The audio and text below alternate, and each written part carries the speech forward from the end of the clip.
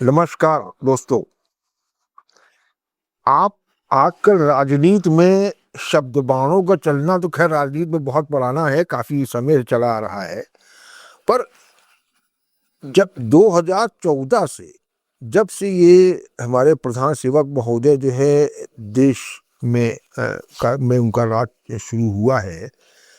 तब से एक विपक्षी दलों पर खास तौर से जो उनके मुख्य निशाने पर जो उनके जो मुख्य नेता होते हैं वो है गांधी परिवार से जुड़े, जो राहुल गांधी हैं,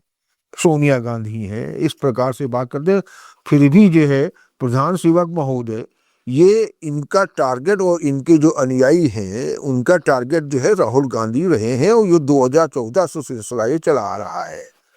शब्दबाण जो है, इस पे गौर करिए कि ये शब्दबाण जो है कितने व्यक्तिगत स्तर पर कभी कभी ये शब्दबाण लगातार और बड़े बिना किसी संकोच के जो है बिल्कुल बोलते चले जाते हैं कि मतलब राहुल गांधी का, जैसे कि उनके जो जुमले उनके लिए शब्द बोले जाते हैं, उनसे लगता है कि जो प्रधान सेवक महोदय हैं और उनके जो अनुयायी हैं अमित शाह जी, और बाकी और जो उनका दल है भाजपा, और भाजपा से जुड़े जो और आनुवंशिक संगठन हैं संघ के, वो बाकी जो उनकी पूरी जो एक जो पूरा नेटवर्क जो है, इनके जो सोशल मीडिया है, उस सब पे टारगेट में राहुल गांधी परिवार और खासतौर से राहुल गांधी रहते हैं, और उसके लिए उनको व्यक्तिगत हमले उन पर करने में इनको जरा भी संकोच नहीं होता। उनको ये संकोच नहीं होता कि इससे राजनीतिक स्तर कितना गिर रहा है। उनका तो मतलब एक है कि गांधी परिवार देश की खलनायक परिवार है, और उसमें जितने वहाँ के राजनेता निकले हैं, और आज जो राजनेता राहुल गांधी के रूप में और अब प्रियंका गांधी और सोनिया गांधी के भी रूप में जो सक्रिय हैं, ये बहुत ही अयोग्य हैं, और इनको ये अक्षम है। इनको तो राजनीति से दूर हो जाना चाहिए। ये प्रकार के उनके जुमलेबाजी, उनके शब्दबाण चलते रहते हैं। प्रधान सेवक, प्रधान अनुयायी, उनकी पार्टी भाजपा और बाकी और जिनका बड़ा जो अनुवादी संगठनों का इनका नेटवर्क है, इनके जो समर्थक हैं, इनके जो फॉलोअर हैं, उन सब के ऊपर से जो शब्द बाणों का शुरुआत होती है, वो नीचे तक आते आते इतनी खराब, इतनी अश्लील और इतनी अभद्र हो जाती है कि कभी कभी सुनने बड़ा एक शर्म से आती रहती है। अभी उतने नीचे हम मतलब इस स्तर पर हम लोग न जा करके अभी ऊपर के ही स्तर के देखा जाए, तो आप राहुल गांधी जो टारगेट प्रमुख नंबर 1 टारगेट है राहुल गांधी, उनके लिए जो बोला जाता शब्द बोले गए हैं, वो आप सुनिए। शुरुआत हुई थी, बड़ा रोचक ये भी स्थिति है। 2014 में जब जब जब ये प्रधानमंत्री बने हमारे नरेंद्र मोदी जी, तो उन्होंने और उनकी जो टीम है, उन्होंने राहुल गांधी को पप्पू बोलना शुरू करा। पप्पू पप्पू बोलते रहे, जहाँ कई रैलियों में, सभाओं में, बाकी हर जगह पप्पू बोला। उसके बाद शिफ्टिंग इनकी हुई है 2019 के आगे से दूसरे कार्यकाल में। तब जो है वो राहुल गांधी पप्पू न रहे, वो अब राहुल बाबा हो गए। राहुल बाबा, फिर उसके बाद उनके और भी उनको अलंकरण दिए जाने लगे, शाहजादा, प्रिंस, नामदार, ये सारे जो है राहुल गांधी के लिए दिए गए। एक और दिया गया कि 13 बार लॉन्च फिर भी फेल। ये सब इनको एक प्रकार से व्यक्तिगत जो उनके ऊपर जो शब्द बाणों का जो एक प्रहार रहा है, वो एक व्यक्तिगत स्तर पर रहा है। उनको एक बहुत ही नीचा, अक्षम, अयोग्य एक राजनेता साबित करने के लिए इन सब शब्दों का उपयोग किया गया। राहुल गांधी ने भी किया। राहुल गांधी जो हैं, उन्होंने भी इनके लिए अच्छे खासे शब्द बाण यूज करे, पर उन्होंने भी इनसे कहा कि अभी कंप्रोमाइज हो गए। राफेल डील के समय चौकीदार चोर है, अडानी चलाते हैं, मतलब जो उनके कारोबारी मित्र हैं प्रधान सेवक महोदय के, गौतम अडानी जी, वो उनके ऊपर राहुल गांधी जी ने आरोप लगाया कि वो उड़ीसा की सरकार चलाते हैं, वो मोदी जी को चलाते हैं। ये एक उन पे आरोप लगाए। और जब ये अमेरिका डील के बाद से उनको डरपोक को झुकने वाला राहुल गांधी ने प्रधान सेवक को ये भी कहा था वो डरपोक हैं, झुकने वाले हैं, समझौता वादी हैं। और इसी प्रकार अमित शाह के लिए उन्होंने उपयोग किया कि वो झूठ फैलाते हैं। ईडी जैसी जो ईडी सीआईबी सीबीआई जो जांच एजेंसियां केंद्रीय उनका दुरुपयोग करने वाले हैं, इस प्रकार के आरोप लगते रहे। राहुल गांधी ने शुरू शुरू में एक आरोप और भी लगाया, सूझबूझ की सरकार। ये चीज तब तब उन्होंने इसकी शुरुआत की जब राहुल गांधी ने डोनाल्ड ट्रंप जो अमेरिकी राष्ट्रपति आज के उनके पहले कार्यकाल में जब वो आए थे अहमदाबाद में पहली बार इंडिया आए और नरेंद्र मोदी ने उनका स्वागत किया, तो उस समय नरेंद्र मोदी एक सूट एक कोट उनको वो पहने हुए थे। उस कोट के जो धारीदार कोट के जो धारियां थी उसमें नरेंद्र मोदी नाम बकायदा उसमें गढ़ा गया था। उसमें उसको उस कोट के कपड़े पर वो जो थ्रेडिंग की गई थी, एक फैक्ट्री से वो कपड़ा तैयार कर उसको नरेंद्र मोदी नाम बकायदा उस पर लिखा हुआ था, उसकी पूरे सूट के जो कपड़े की धारियां उसके अंदर देखे। और बड़ा टिप-टॉप बड़ा कायदे से वहां पहुंचे। जाहिर बात है भाई, विदेशी मेहमान को स्वागत करने पहुंचे प्रधानमंत्री, आपको पहुंचना पड़ेगा, आपको अच्छे ही वस्त्र आभूषण, आपको वस्त्र पहनने पड़ेंगे आपको। पर उस प्रकार से जो वो सूट चला, वो कोट पट्टी चला, उस पर जब टारगेट पहुंचा वो चर्चा, उस पर राजनीति गर्मा गई। और उसके बाद से ही राहुल गांधी ने बोलना शुरू किया सूझबूझ की सरकार। तो ऐसी बात नहीं, राहुल गांधी बोलते रहे, पर इन दोनों की जो आक्षेप है उसमें एक बड़ा फर्क ये रहा है कि नरेंद्र मोदी और अमित शाह महोदय ने राहुल पर एक व्यक्तिगत आक्षेप हमेशा किया है, एक व्यक्तिगत हमले किए उनको पर लेकर। जबकि राहुल गांधी के जितने भी आक्षेप रहे हैं, चाहे वो कंप्रोमाइज के रहे हों, चाहे झुकने वाला डरपोक कहा गया, वो राहुल गांधी ने प्रधानमंत्री महोदय को कहा है, चौकीदार चोर कहा, ये सारा उन्होंने जो है नीति आधारित जो मसले थे उनको ही रेफरेंस में उन्होंने ये बातें कही। उन्होंने कभी व्यक्तिगत हमले नहीं करे, ना प्रधानमंत्री महोदय पे करे, ना गृह मंत्री महोदय पे करे। जब कोई पॉलिसी हुई, कोई डिसीजन हुआ, उसमें जब उन्होंने जब अंगुली उठाई है, उस पर आलोचना की है, तब ऐसे शब्दों का उन्होंने प्रयोग किया, कभी व्यक्तिगत नहीं किया। एक और बात भी है,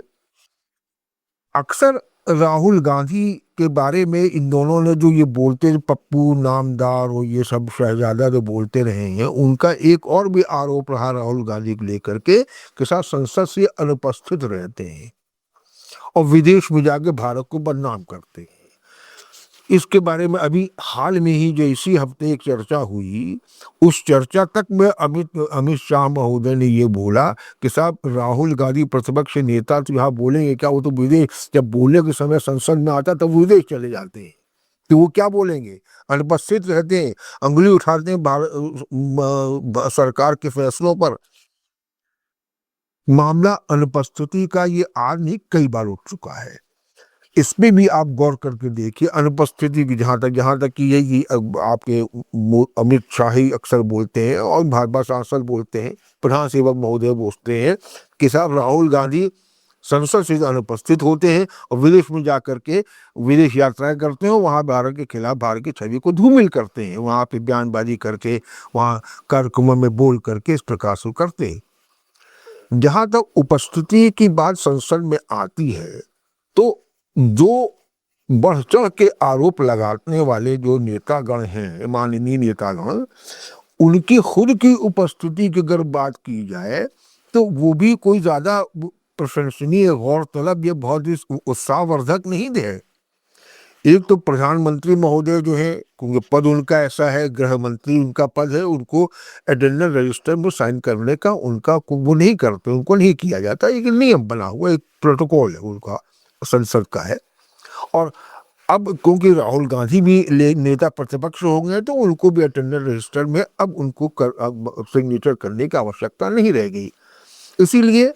इन सब के रिकॉर्ड आपको कभी रिकॉर्ड संसद के किसी इसमें नहीं मिलेंगे कि साहब कितनी फीसदी उपस्थिति प्रधानमंत्री की रही है, कितनी गृह मंत्री की रही है और कितनी एलओपी जो नेता प्रतिपक्ष राहुल गांधी उनकी रही है इस सत्र में।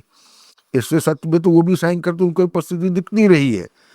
पर जो रिकॉर्ड उपलब्ध नहीं है, पर जो चर्चाएं होती रहती हैं, उन चर्चाओं में जो बात छन छन के सामने आती है, वो ये भी आती है कि खुद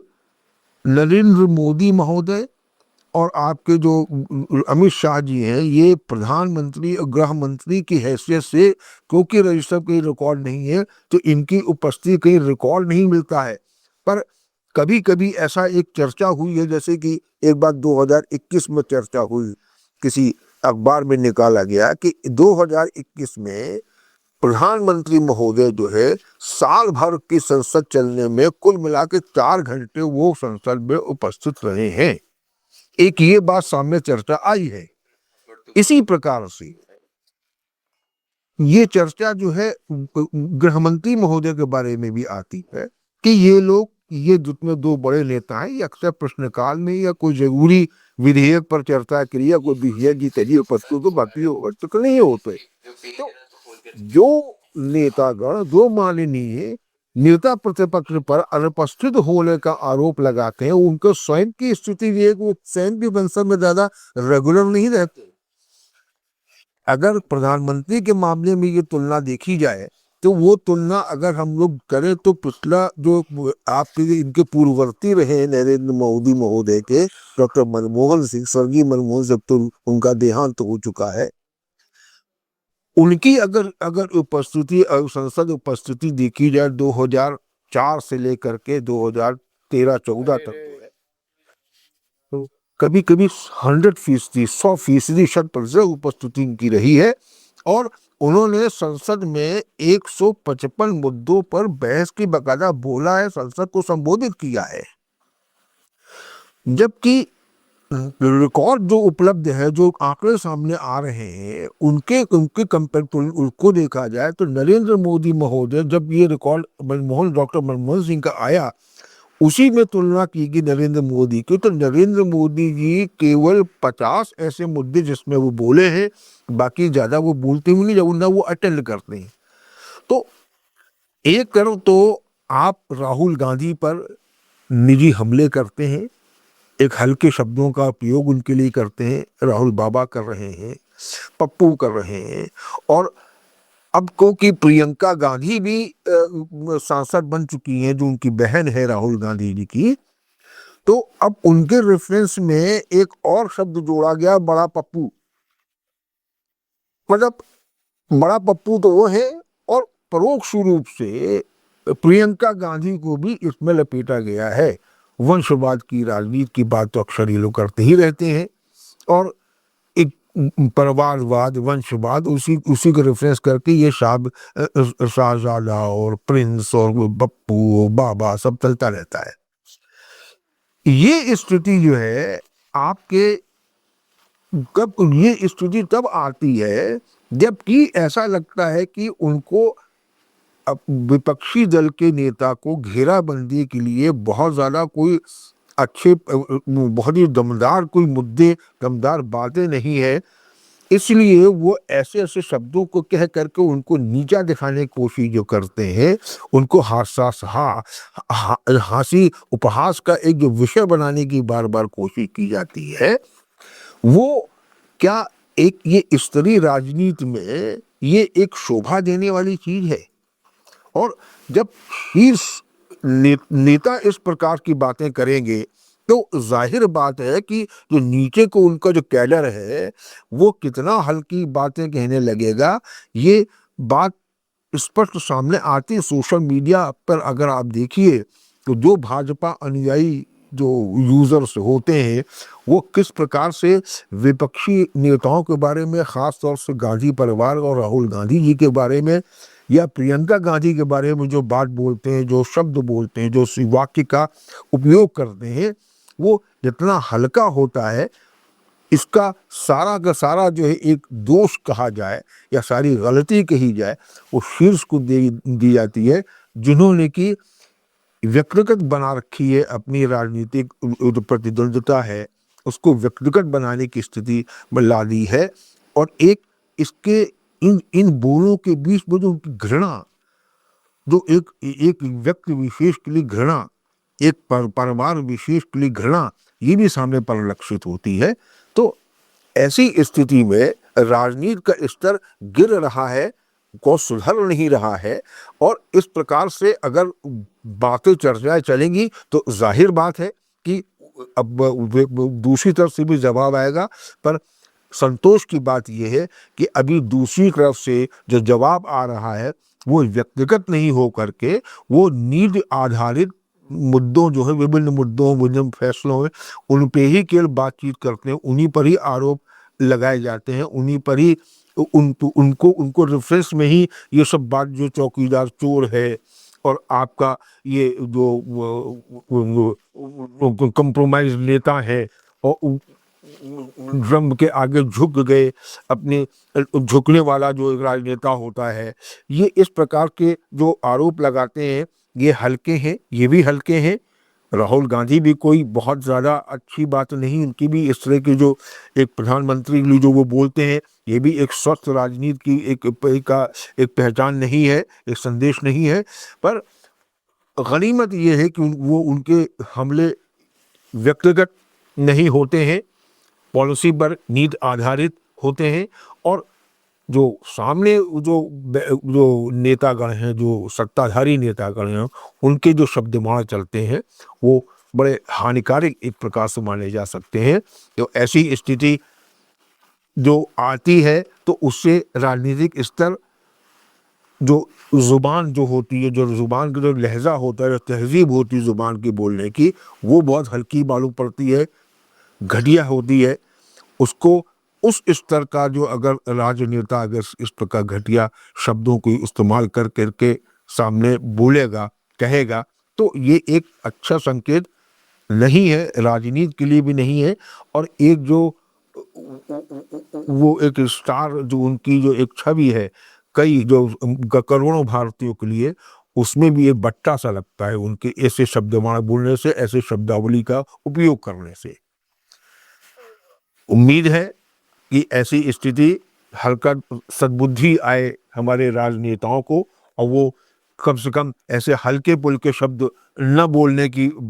बोलने से बचें, न बोलें। यही एक उम्मीद है। इसी उम्मीद के साथ आज की चर्चा समाप्त करते हैं। नमस्कार।